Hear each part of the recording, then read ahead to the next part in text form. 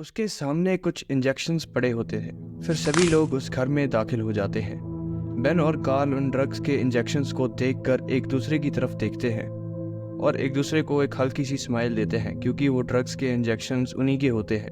कुछ दिन पहले जब वो दोनों यहाँ पे आए थे और उन दोनों ने कुछ नशे यहाँ पे किए थे, ये वही ड्रग्स के इंजेक्शन्स और दवाइयाँ होती हैं। तभी एमा उन इंजेक्शन्स के पास पड़ी एक शीशी को उठाती है और उस शीशी को देख के सबको बताती है कि ये ड्रग्स की एक शीशी है। फिर वो उन सभी ड्रग्स और इंजेक्शन्स को बाहर फेंक देते हैं। उस वक्त तक रात बहुत ज्यादा हो चुकी थी, तो वो सभी लोग अपने अपने स्लीपिंग बैग्स को निकालते हैं और वहां पे सो जाते हैं। लेकिन बेन को बार बार उस काली परछाई वाले आदमी जिसको उन लोगों ने नदी के पास देखा था, उसकी और उसके उस दिन वाले सपने की याद सता रही थी। वो सारी रात तक जागता रहा, उसे अच्छे से नींद नहीं आई। फिर अगले दिन जैसे ही वो लोग उठते हैं और घर से बाहर निकलते हैं, तो वो उस जगह को ध्यान से देखने लगते हैं, क्योंकि पिछले दिन वो लोग काफी ज्यादा लेट हो गए थे और तब रात भी बहुत हो गई थी, इसीलिए उन्होंने उस जगह को अच्छे से एक्सप्लोर नहीं किया था। फिर शॉन गाड़ी से एक छोटा सा गैस स्टोव निकालता है, लेकिन तभी विलियम उससे कहता है कि हमें इसकी जरूरत नहीं है, हमारे पास जंगल है, जंगल में लकड़ियां हैं, लकड़ियां लेके आओ और हम उसी से खाना पकाएंगे। तभी कार्ल और बेन घर से बाहर निकलते हैं। विलियम उन्हें लकड़ियां लाने के लिए भेज देता है। वो दोनों ना चाहते हुए भी लकड़ियां लेने चले जाते हैं। जैसे ही वो लोग जंगल में आगे जाते हैं, जंगल और भी घना होता जाता है। वो लोग काफी सारी छोटी छोटी सूखी लकड़ियों को उठाते हैं और इकट्ठा करके वापस जाने लगते हैं। तभी कार्ल बेन को कहता है कि देखो, वो कल वाला ही इंसान है ना, नदी वाला। तभी बेन देखता है और उनसे काफी दूर एक पेड़ के नीचे वही काले कपड़े वाला इंसान कुछ कर रहा था। वो लोग उसे इतना ज्यादा क्लियरली नहीं देख पाए क्योंकि वो उससे काफी ज्यादा दूर था। उस आदमी को देखकर बेन कार्ल को कहता है कि उन्हें जल्दी से घर के पास जाना चाहिए, वो सभी लोग उनका इंतजार कर रहे होंगे। तो फिर कार्ल और बेन लकड़ियां लेकर वापस घर के पास चले आते हैं। वो उन लकड़ियों से एक कैंप फायर बनाते हैं। तभी शॉन विलियम को कहता है कि अब आग कैसे लगाओगे।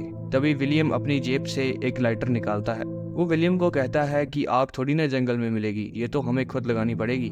वो सभी लोग मिलकर खाना पका रहे होते हैं, लेकिन फिर एकदम से कार्ल को वो इंसान याद आता है। वो उन सभी लोगों को बताता है कि आज जब वो और पेन जंगल में गए थे लकड़ियों को लेने के लिए, तो उन्हें वो कल वाला काले कपड़ों वाला इंसान मिला था। तभी एमा उससे पूछती है कि वो कौन था, उसने क्या तुम लोगों ने उससे कोई बात की। तभी कार्ल कहता है नहीं, वो हमसे काफी ज्यादा दूर था और हमने भी उससे बात नहीं की।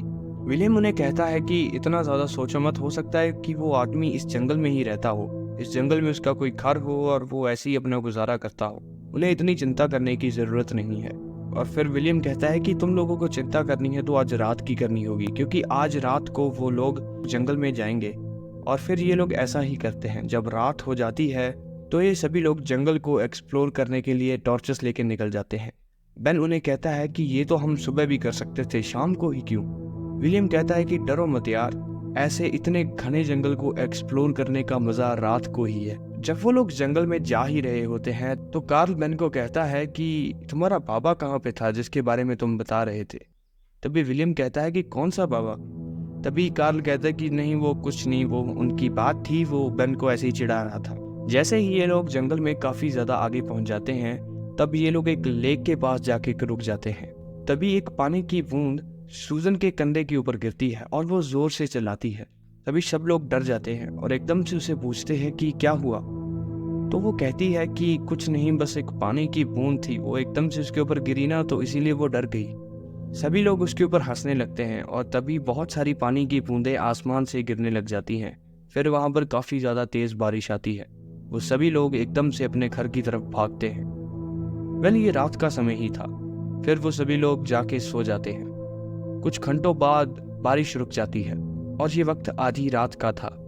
तभी बेन की आंखें हल्की सी खुल जाती हैं। वो नींद से जाग जाता है। तभी वो देखता है उसकी घर की खिड़की के बाहर वही काले कपड़े पहना आदमी उन सबको देख रहा था।